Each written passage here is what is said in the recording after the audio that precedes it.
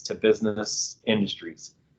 His expertise lies in the realms of prior learning assessment and retention, strategic planning, standards of practice development, and validation. He holds a lot of degrees, but I focused on the two higher ones. Anyways, he's got 2 doctorate degrees, and one in counseling psychology and another in adult learning with a focus in trades and technology. So I'd like to welcome Dr. Mark Kolodziej to our session today, and we look forward to your presentation. So welcome, everybody. I appreciate the opportunity and being able to speak with you. Question, does training equal competence? And the answer to that is it would be awfully nice if it did, but unfortunately it does not. Training helps us with becoming competent. Training and education, and those two are oftentimes looked as 2 different things or 2 different coins of a similar thing. Training is a little more hands-on, and education is a little bit more academic. We need both of those in order to be able to get the education that we need to become competent. But by itself, it doesn't make us competent. So the question is, where does competence, or how do we become competent? And I've got 3 components that are critical in terms of competence. The first one's our DNA. Not everybody can learn everything. There are some people that are better suited to some things and not so good to other things, and vice versa.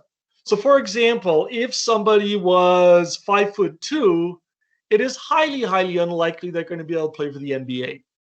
They may be a great basketball player, but it's highly unlikely that they're going to be able to play for that high of a caliber a team.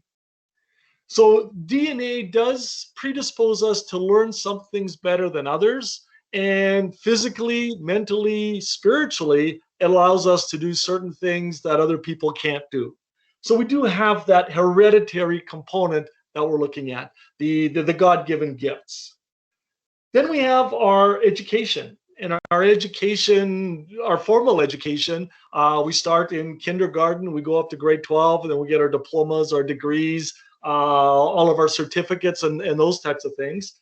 And this is where we learn a lot of our technical things, and we learn the theory components of a lot of different in a lot of different areas is with our formal education or technical education. And then we have a very, very big component. Probably the biggest component is our experience. So what is life throwing at us? Everything that life throws at us is going to help us to learn something, is going to help us to mold and grow our brains and our bodies. And even though there's 2 people that might have the exact same education, no 2 people have the exact same experience. And therefore, every single person is going to view things a little bit differently, is going to approach things from a different perspective. Every single person is going to do that because nobody has the same DNA. Not even our siblings have the same DNA. Nobody's got the same experience, but many people will have the same training, and therefore we're going to have uniqueness. Every single person is unique and unrepeatable and brings something to the table that no other person could. So in other words, we're all special. Some of us are special needs, but we're all special. We have something to contribute in the areas that we're involved with that no other person is going to be able to do. We need to recognize this, that we bring something to the table that is unique. So let's take a look at the next slide now. The next slide is, so what is competence? And competence is made up of 3 different areas. As I already mentioned, knowledge, skill, and experience. This is what competence is made up of. So if we look at that Venn diagram, that middle component there is what competence is. If we have nothing but knowledge, nothing but school training, then we know what's inside the black box. We know how the black box work, but we can't really do anything because we don't have the skill to be able to implement these particular knowledge. And this is one of the things that is oftentimes a criticism of education is you know all these things, but you can't do anything with it. That's a real problem that we have. And that's what happens if we only have knowledge. If all you have is skill, so this is those people that really learn things on the job. They've got the skill, they can do a lot of really good things, but they don't know what's inside that black box. They don't know what makes it work. They just know that it works. So whenever we have a problem, then from that particular perspective, we really don't know how to solve it. We can do it as long as there are no problems, or we can solve those problems that we have seen before. And that's where the experience button comes in. But we're going to struggle. Experience is critical, but without the theory and the skill, it's not going to help us. So we have those people that have 20 years of experience, but that doesn't mean that they've been doing it right all along. They've got 20 years experience, they've got seniority, they've got all of this time logged in, but we don't have a clue whether it was good time that they've got things that they had the people that were competent that they learned from, or did they learn things from incompetent people? Because you will learn, if all you're dealing with is experience, you'll learn from those people that are working with you, your coworkers. And if they are not competent, or if they're cutting corners, or whatever the case might be, then that's what you're going to learn. So from a competence perspective, we need all three components. Those people that are new grads, they may have knowledge and maybe a little bit of a skill, but they don't have a lot of experience. So these particular people are, I hate to say it, in their apprenticeship.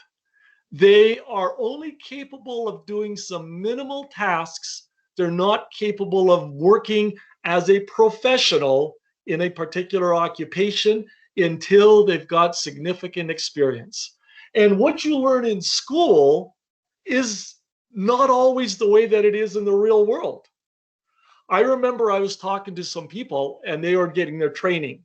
And what these seasoned veterans said, listen to what you get in training. But then as soon as you get into the field, forget everything you learned and learn what the real world is all about. Now, that's not true, but there is some truth in that from the perspective of we're going to really find out, what is the real world going to throw at us? Because the real world doesn't follow textbooks.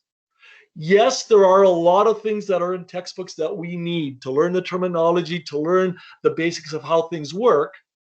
But in a real world, and I'm not sure how many of you have heard of this, have you ever looked at blueprints? And the blueprints are one thing, but then the inspectors look at another thing, and that is as built. And as built doesn't always necessarily follow the blueprints because sometimes we may have to compromise with various parts. Sometimes we're going to make things a little bit smaller or a little bit bigger or whatever the case might be. So we need to adjust to the real world, but we can only do that if we do have the theory. So the theory is important, the skill is important, but just recognize that the real world is going to try and test all of these particular things that we've learned because the real world doesn't follow. The real world didn't read the textbook. The real world doesn't know what the textbook says and doesn't always follow those particular principles. Though, and if we go to the next slide, a competent individual is somebody who is able to troubleshoot.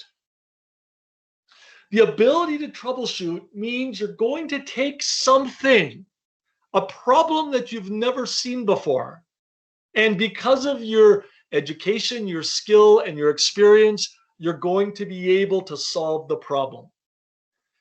If we take a look at the Alberta OH&S definition of competent, we've got an adequately qualified, suitably trained with sufficient experience to do the job without supervision or with only a minimal degree of supervision. So in other words, a competent individual can do this by themselves because they've been there. I was talking with an engineer in an oil and gas company, and this particular person graduated from their engineering class, and they're at the top of the class. And I asked this young lady, and I said, "So tell me, you're at the top of your class. You're an engineer now in oil and gas, and the location this was in Swan Hills, Alberta." And I said, "So tell me, how functional? What do you have of value to add to this particular organization?" She looked at me and she laughed, and she says, "I will not have anything of value to add to this organization until I've had a minimum of 5 years experience.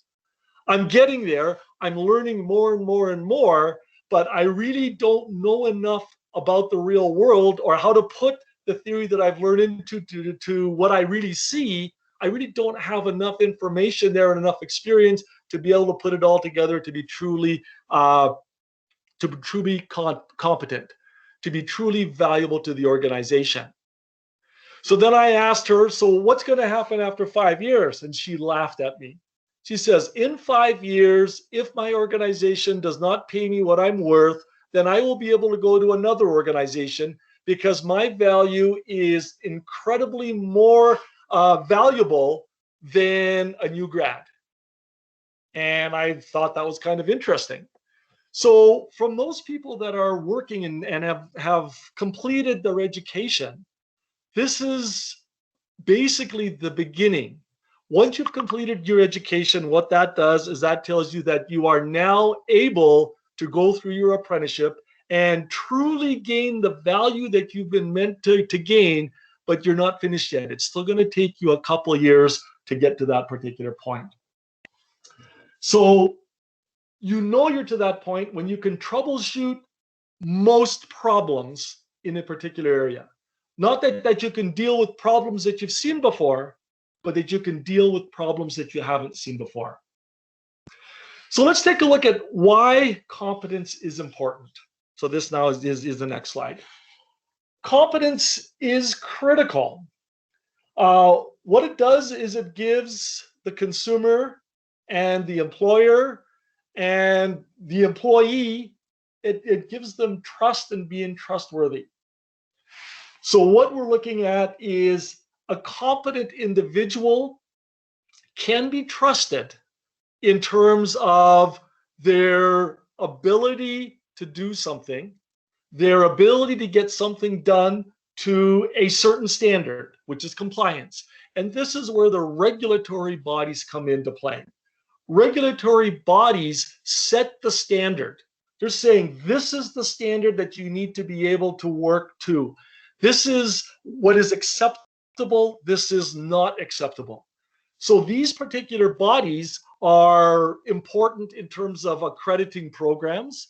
They're important in terms of determining what standard needs to be set. It's important for them to be able to qualify competent people, but their job is not to measure competence. So they put all of the things that are around competence, but they themselves do not measure competence. They'll record competence. They'll say this person's been deemed competent, and now we can qualify them. We can give them a license. We can put them in terms of our directory so that if anybody is looking, we can say that this person has been deemed competent. But they themselves do not measure competence. They put the systems together to be able to help them to do the paperwork in terms of competent individuals. Another critical part of competence is safety. Competent people are usually safe. Incompetent people are ignorant of what safety is. They don't know when they're doing something unsafe. So that is a real big part of competence. People who are not competent don't know when they're making a mistake that could either hurt them or somebody else currently or in the near future. So if you take a look at that elevator shaft, that's a picture there. What we're looking at is this safe? Is this safe for the public to use? Is this something that when the person is working on the mechanical components or the physical components of this particular piece of equipment, are they doing it in a way that they're going to go home to their family that night? A competent person will know what is and isn't safe. That doesn't mean that they will be. They still are tired. There's human error. They still may take shortcuts. Okay, but they know what is and is not safe. And when something, if they comply to what the regulatory organizations say, they say, if I comply to this particular standard, then it will be safe for other people. Now, here's one part of competence that a lot of people do not like. And that is, if you are competent, then that means you have the ability to sign off that a piece of work has been done correctly, which now means that you're accountable in terms of the functioning of that particular piece of equipment. So if it goes wrong, then you are the one that is going to be responsible to ensure that it was done properly, to ensure that you check the equipment. I was doing a contract with WestJet a couple of years ago, and I was talking with the aircraft engineer, not the aircraft engineers, but the aircraft maintenance technologists. And I said to them, and I asked them, I said, how long are you accountable, or how long are you accountable for the work that you do on an aircraft? And I found something very interesting. And they said, for the life of that aircraft. And I say, so in 10 years, if something goes wrong with this aircraft that you fixed, then you could still be found liable? And they go, yes, we can still be found liable 50 years from now, as long as another person, another mechanical person, didn't go in and redo what we did or upgrade things or whatever the case might be. Then and only then is our accountability and our responsibility taken off the table. But until that particular point, they are accountable for what the work that is that they've done forever for a particular aircraft. And I said, does that cause you stress? I am a psychotherapist. And they said, that's why you're here, Dr. Mark, is because we are so stressed, we don't know how to deal with it. And we want you to help us out with the stresses that we deal with. So I found that kind of interesting in terms of accountability. But one of the things, even though you may not be accountable to the same extent that some of these other occupations are, we have something called a conscience. If something goes wrong, even though you may not legally be liable for that particular piece of equipment, you are still, based on your conscience, going to be worried. You're going to keep it in your mind that if something goes wrong, the guilt comes in and says, well, you know what? Did I do everything wrong? Did I miss a component? Is there something that's happening here? Was my training good? Did I learn well on the job? What's going on here?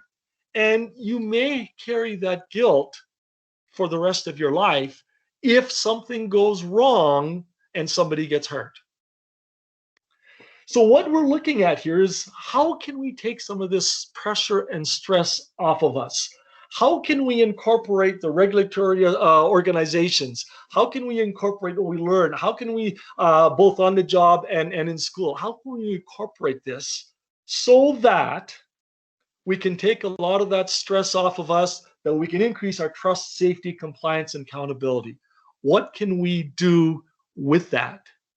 And the answer to that is, if we were to measure competence, then from that particular perspective, we have something that is going to help everybody if we measure competence. And that's the next slide now.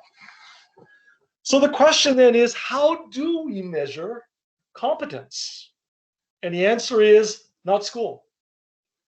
I know of people who have gotten straight A's in school. They're certified. They're on paper, they're the best thing since sliced bread. Yet nobody with a 10-foot pole would hire them.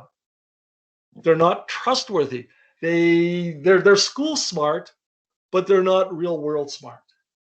So just because you have a certificate, just because you have a degree or a diploma, doesn't mean that you have the license to operate. doesn't mean that you have the license to be able to work in the real world. It means that you have the prerequisite to do your apprenticeship, but not that you have the license yet to do anything. And there's so many people that graduate that think that, oh, now that I got my piece of paper, you know what? I can do anything in this particular field. The answer, no, no, no, no, no, no. You can now start the real life learning process. That's what you have the license to do when you have school certification. And that hurts because I got a whole whack of school certification. Don't hold this against me, but I have 8 university degrees. That just means I couldn't get a job, I guess, or something like that. Therefore, I kept going to school. I'm joking, of course, but school certifications, diplomas, degrees mean very little. So just keep that in mind, especially for those of you that are new grads. You've still got a lot to learn.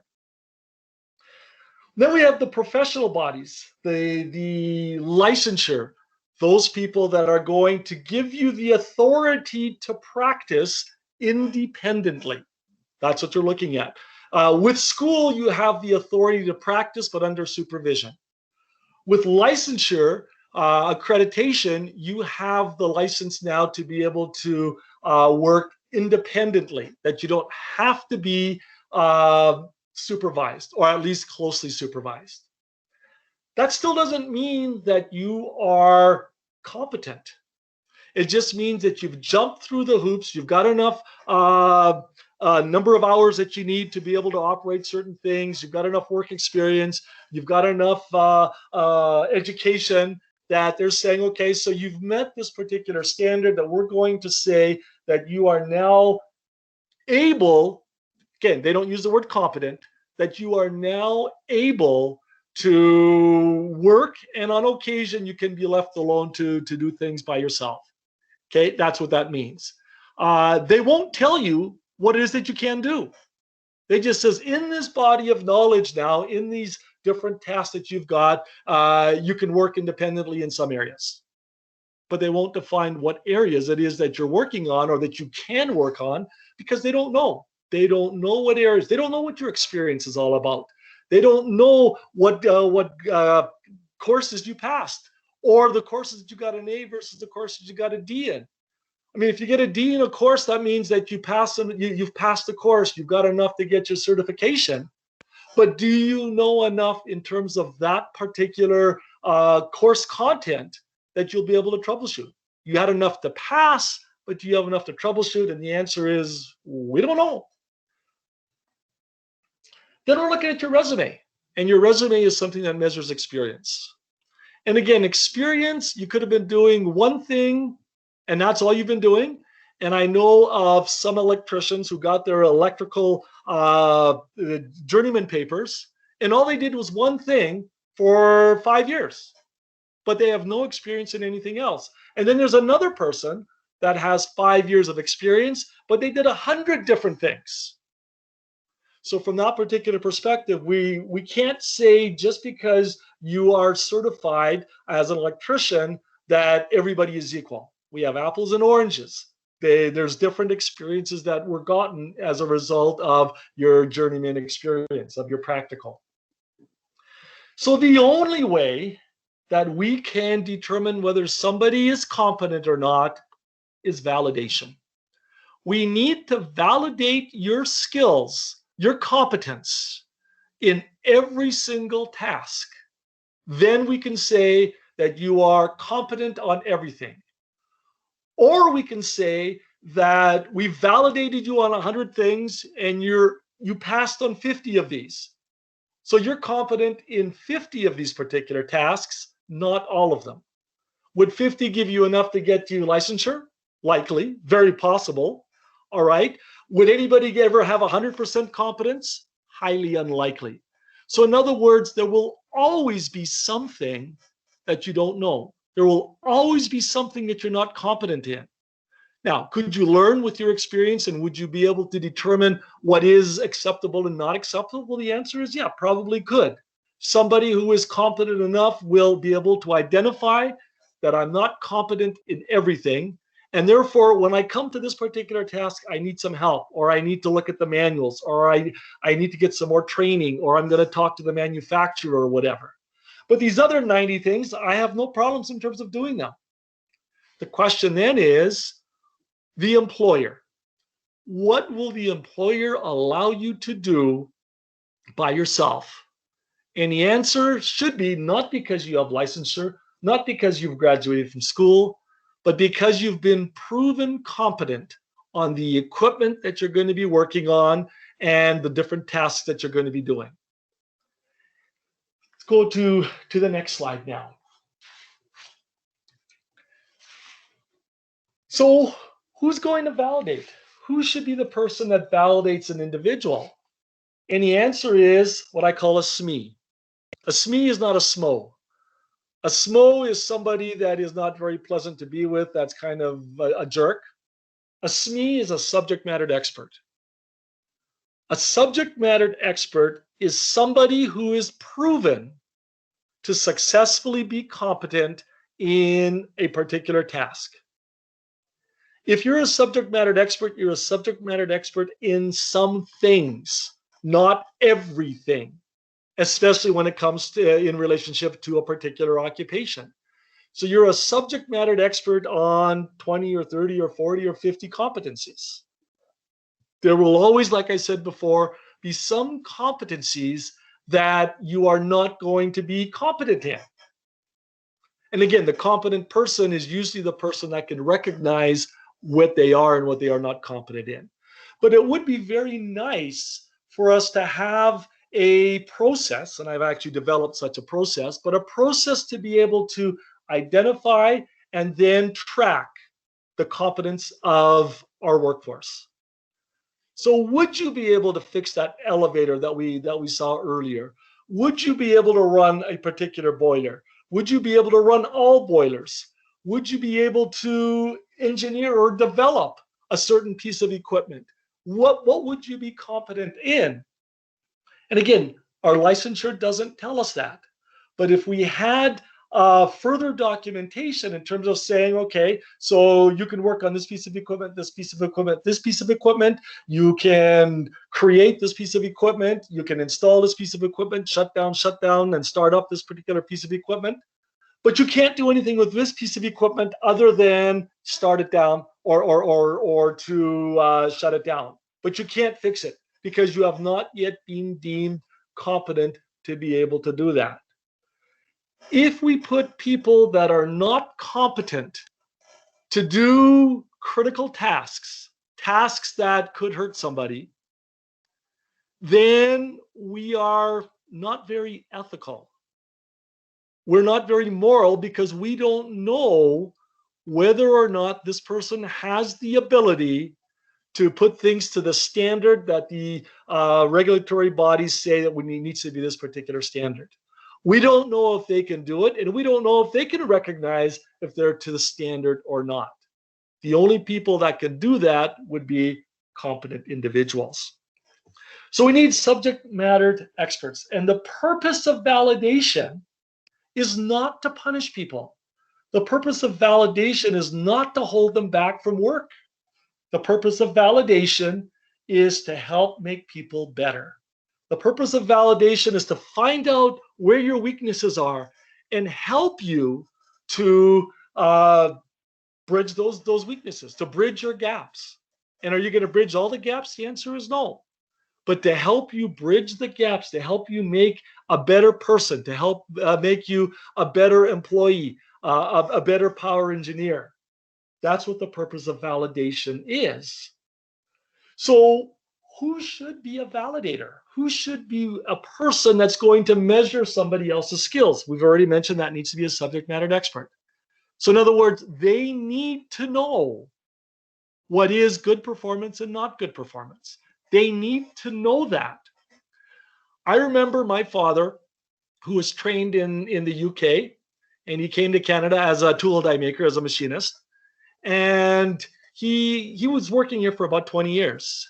And then I remember the company that he's working with said they now require everybody to have the red seal, the Alberta red seal for a journeyman machinist.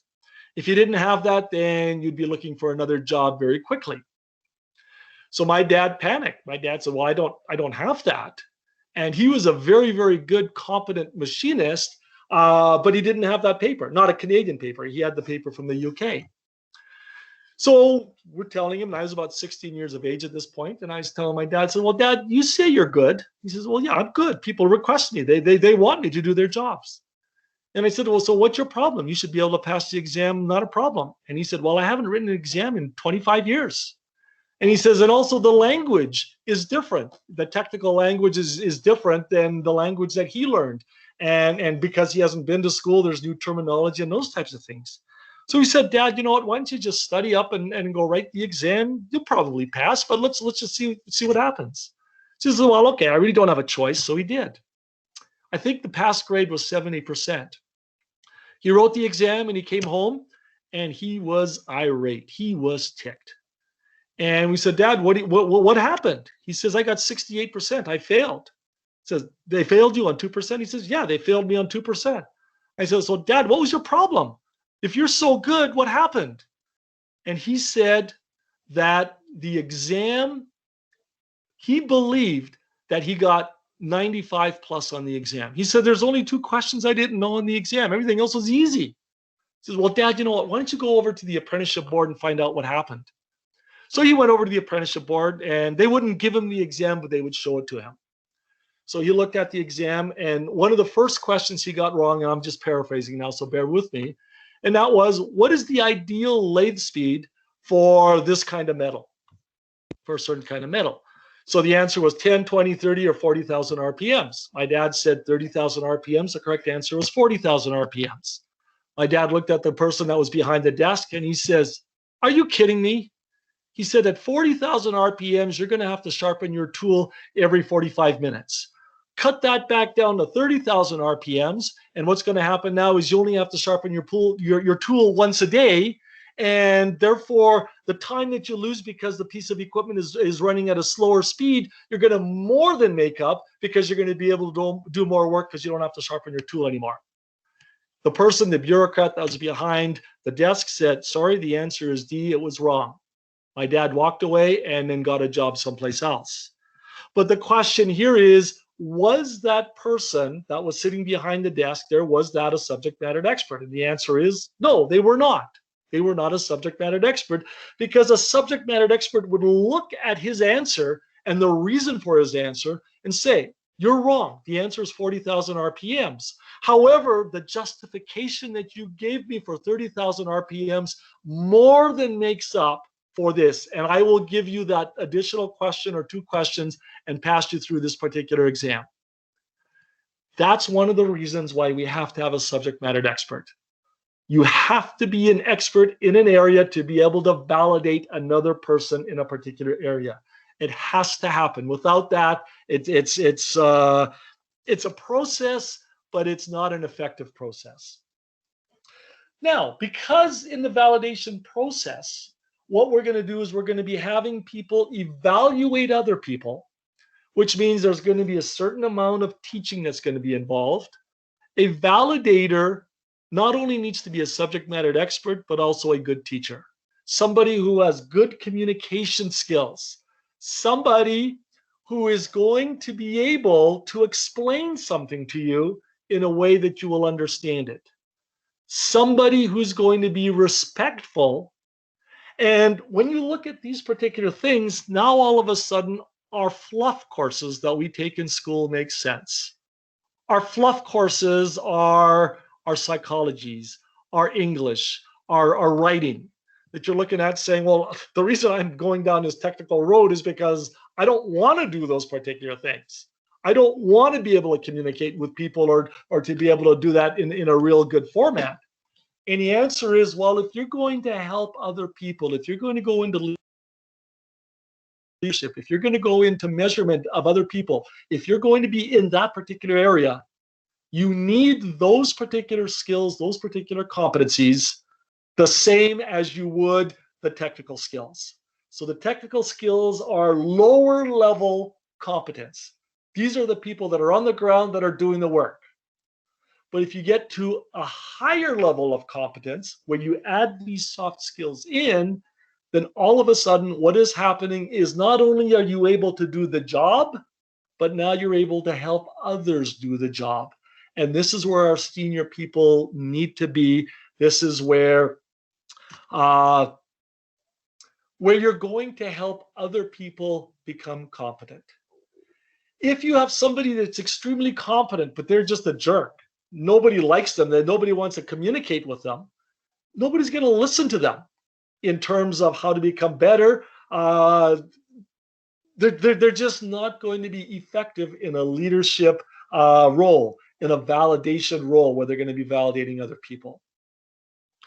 Now, the next thing that we also need to look at is not just who's going to validate. Again, subject matter experts, which usually means that they have a minimum of 5 years experience, they've got a varied amount of experience, and that they themselves have been validated. So in other words, they have been proven as being competent. So it's important for these particular things to happen. But the next thing we need to look at is, are you competent forever? Once you're competent, are you competent forever? And let me give you another example. I got my Fortran 4 computer programming language in my first degree at the University of Calgary in 1979. The university has not taken away my certification, my degrees, the diplomas, they have not taken away. Once I've got them forever. But Fortran 4 has been dead as a computer language for probably 40 years, maybe 30 years. 30 years, it's been dead. But yet the University of Calgary says that I'm still competent. One of the things that we need to recognize is that if you don't use it, you will lose it. That's one of the things that we're looking at. If you don't use it, you will lose it. So just because you're competent today does not mean you're going to be competent tomorrow. Especially if we have changes in legislation, especially if we have changes in standards, which is again the role of the regulatory body, especially if the equipment is going to be upgraded or changed. And this brings us to the whole point of change management.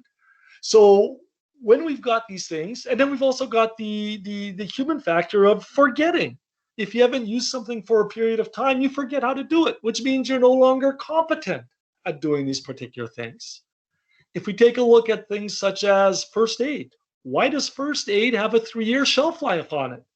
Once you've done it, aren't you competent forever? And the answer is, well, no. Most people won't use their first aid in the 3 years that the certificate is due for. It is good for. So if you haven't used it in 3 years, then you need to get recertified. But then that brings us to the next point.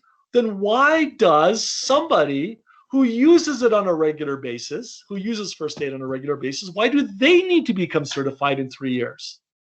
And the answer is because people don't know that they have been using these particular competencies in their workplace, and therefore they are recertified. So wouldn't it be nice if we were able to record, if we are able to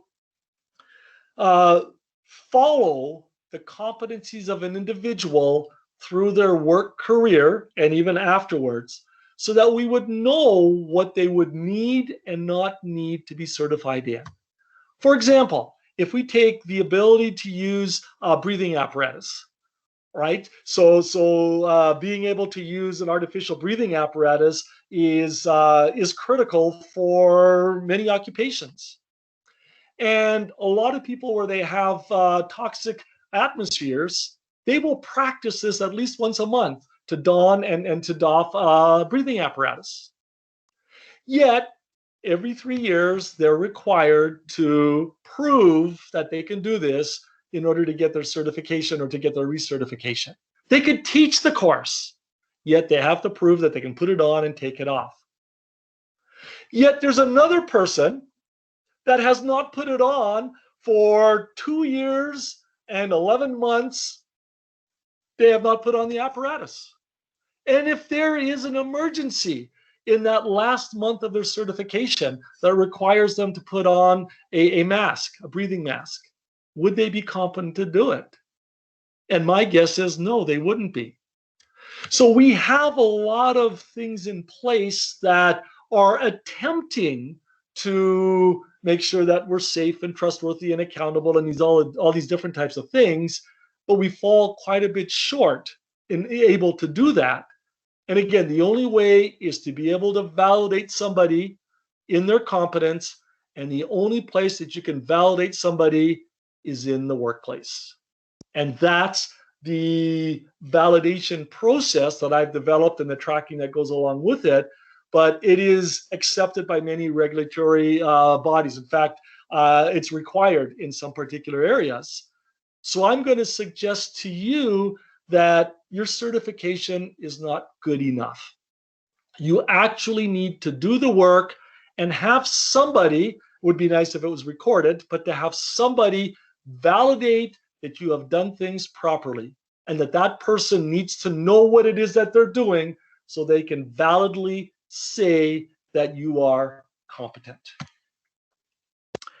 And now I'm going to open things up to questions. You mentioned that you would lose your competency over time, but you may just lose some of the proficiency in that competency. Don't totally lose the entire competency. Your skill level just goes down. And the answer to that is yes, you lose. Well, there's a certain threshold that you're either competent or not competent. So once you've come below that particular threshold, you're no longer competent. Now, will it take you as long to get back to a competent level? The answer is no. You may be able to come back to you're right, your proficiency. You may be able to get to a level of competent proficiency in 15 or 20 minutes as compared to months that it might take you to initially get to that point. So you're right. You lose it, but you don't entirely lose it. So I agree with you on that particular component. Yes. To learn something a second time takes a fraction of the time that it took the first time to learn it. You're absolutely right. Barry, your question is next. Okay, thanks, Dr. Mark. The one aspect that I wanted to just touch base with you on is you talked a little about safety, but the traditional type of theoretical type safety.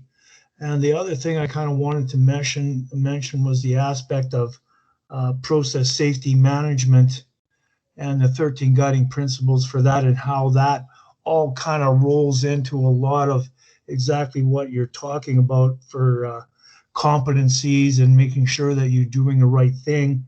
And you kind of touch base a little bit about MOC and management of change. And I think for like our field is really so super important that we know the different aspects of PSM and the things that we have to do to make sure that we're following our due diligence to make sure that everything is done right. Okay. Well, so again, what the regulatory bodies will do is they will give us the principles. They'll give us the standards. Here is the process that needs to be followed. Here is what the standard is, and if there's anything that doesn't follow this, and again, we have different steps and processes, because that will usually ensure that things are being done properly. It doesn't guarantee it, but it will usually ensure that it's more likely going to be done properly or not. And the interesting thing is that as soon as there's a change, the old way of doing things may no longer be safe. So it is critical to communicate any changes, which is part of the MOC. It's critical to communicate that. And then the next thing is that now that this has been communicated, we now need to determine whether or not the old safety protocols still apply, or do we need to change some things? So in other words, when there's a change like that, somebody who was competent in doing a particular task with a piece of equipment is no longer competent until they can prove that they can now deal with the changes that have occurred, and that they can now apply their skills and their knowledge to the new situation. And again, that usually doesn't take very long at all, but we now need to recognize that you were competent yesterday, but because there have been changes that have been made, you may no longer be competent. I'm not saying you're not competent. I'm saying you may no longer be competent. So we need to ensure that the changes do not require a new protocol or looking at new things or new standards or new regulations. If those things haven't changed, then when you change something, then you would still be competent. So again, we don't know whether you're competent or not competent when there has been a change that's been given. So we need to have a process to identify and to state that the old way of being, the old safety protocols are or are not current. And usually what we do is we assume that they are the same. We assume that they are current, and that gets people into a lot of trouble. Hey, Dr. Mark, Yes. I got a couple of questions for you. One is, can you add innovation to that list that you put together, why competence is important? And two is, can you please explain the correlation between Bloom taxonomy with competence? Okay, sure. So yeah, yes, I like what you just said. Innovation would be, you can't have innovation without competence. All right. You could get lucky, so for example, the sticky notes, somebody developed some glue and it didn't work. And then somebody had the creativity to say, oh, look at this. This could be a good sticky note and that type of thing. So that was accidentally developed. But usually innovation requires competence. So you're exactly right from that particular perspective. It usually deals with somebody who knows what they're doing, and then they intentionally create or invent something as a result of past competency. And in that process, what they're doing is they're developing their own competency in a new way, which then needs to be transferred or taught to other people. Because once you've developed something that is new, you now need the competency that goes along with that. And usually the only person that has that competency would be the developer until after they have trained other people and then off we're running. So if we're to take a look at Bloom's taxonomy now, Bloom's taxonomy, the basic level is we've got food and shelter. So that's the basic level of Bloom's taxonomy. And from that particular perspective, there's really not a whole heck of a lot that we're talking about here that fits into that. The next level is safety. The next level is saying, not only do I want to be able to eat and have a roof over my head today, but I want to be able to have a roof over my head for the long period of time. I want to make sure that I'm well for the long run, not just for today. So this is where some of these particular things start coming into play already, is in that second level of Bloom's taxonomy. The third level of Bloom's taxonomy is now when we're starting to get a reputation, we're starting to be confident. And again, this competency process would fall into that. Relationships is very, very important, the social competence. And that's where we get the validator and the requirements of the validator. But if we take it Bloom's highest level of the taxonomy, which is self-actualization, we can only be at a self-actualization place, and I like what you said in terms of innovation, when we can make a difference in the world, when we are value added to other people, we are self-actualized. And the only way that you can be of value to other people is if you help them with their competence levels. So that, yes, is the highest level of Bloom's taxonomy. So I would say that competence is very related to Bloom's taxonomy in almost all areas except for the lower area. And the lowest area, you need to be competent and being able to get food and shelter. So even then, it's an important component. But the higher up the hierarchy you go, the more important competence is. I like the way you're thinking. Hello, Mark. Name is Justin Bolzen. A lot of the points that you touched on today really rang true with me. I graduated SAIT 2016, and it took me until last year to get a job within my field. And I'm currently within that kind of 5-year period where you say, I'm learning the real world application of the things that I learned in the book. And with everything that you've said, I'm curious if you think, your thought on this, do you think we need to change how we're teaching people in school and how we're testing people? And further to that, before someone gets, say, a certificate of competency from ABSA in Alberta, should they have to go out and have that real world experience before they are given that certificate of competency? Okay, so let's start off with the certifications in schools. If we give somebody a certificate of competence, then the answer is we absolutely have to change the way that we're evaluating people. Absolutely, we have to do that. I taught at SAIT myself for 20 years, a long time ago, but I taught there. And if we want the piece of paper to mean something to an employer, and by that I mean that if you have this piece of paper that the employer would immediately be able to put you to work, absolutely we need to change the way that we're evaluating in the universities and colleges. Absolutely. There is no doubt at all about that. But if you take a look at the universities and colleges, they're not giving you a certificate of competence. They're giving you a certificate or a diploma saying that you've successfully completed the requirements for that particular diploma, which has nothing to do with competence. But it would be valuable if we had a certificate of competence or a diploma of competence. Absolutely. So that's one thing that we need to look at from that particular perspective. Now, the second part of your question is, when you get a certificate of competence from the regulatory bodies, are they telling you what you're competent in? And if the answer is that they're telling you that you're competent as a power engineer, I'm going to say that that is a general area of competence, but not a specific area of competence. It still doesn't say that you can do anything definitively. It says you've got these particular things, you've got enough experience and those types of things. But the question is, well, what do you have experience in? Did you do these particular things correctly? So I'm going to say that if we go down the road where it's going to be very, very meaningful, we would specifically say that in order to get a certificate from a professional organization, you need to be competent in at least 60 or 70% of the competencies.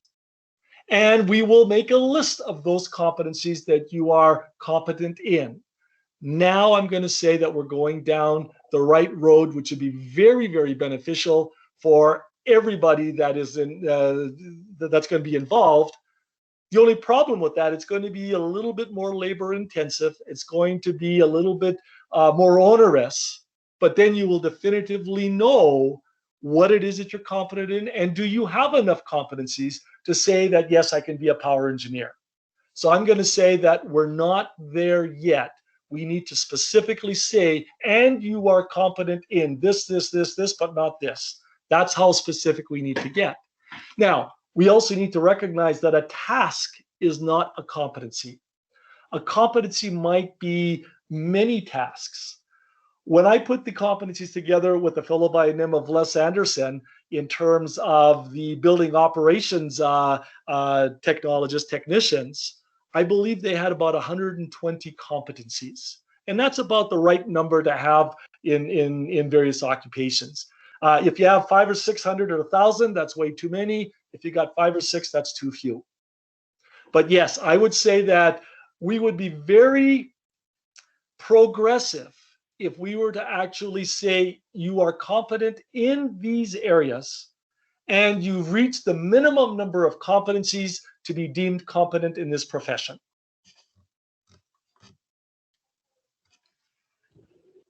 Thank you very much for your answer. You're welcome. Okay, and over to Stan for your question. My question's been answered now, thanks. Okay, thank you.